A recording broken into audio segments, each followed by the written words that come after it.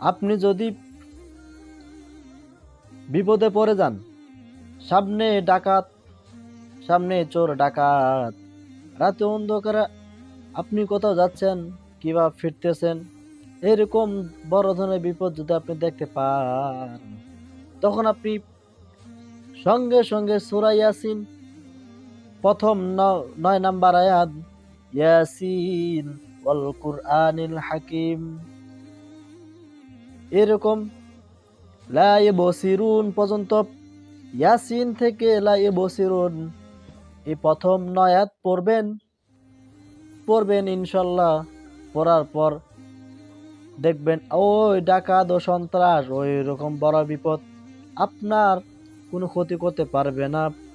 এই এই সূরাটা ৯ নাম্বার আয়াত পর্যন্ত পড়ার কারণে আল্লাহ তাআলা আপনার ওই বিপদ, সব বড় ধরনের বিপদ মুসিবত আল্লাহ দূর করে দিবেন। কোন সুবহানাল্লাহ।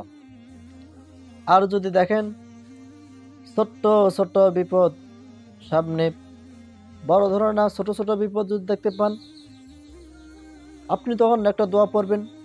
দোয়াটি হচ্ছে আমরা পরিচিত দোয়া ইউনূস, লা ইলাহা ইল্লা আনতা সুবহানাকা ইন্নী কুনতু মিনাজ জালিমিন, লা ইলাহা ইল্লা আনতা সুবহানাকা ইন্নী কুনতু মিনাজ জালিমিন।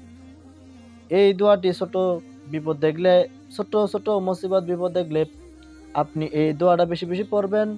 আর বড় ধরনের বিপদ মুসিবত দেখলে আপনি সূরা ইয়াসিনের ১ নাম্বার আয়াত থেকে ৯ নাম্বার আয়াত, অথবা ইয়াসিন এই ১ থেকে শুরু করবেন, লা ইবসিরুন এই ৯ নাম্বার আয়াত পর্যন্ত পড়বেন। দেখবেন বড় ধরনের বিপদ, বড় ধরনের মুসিবত আল্লাহ সব দূর করে দিবেন।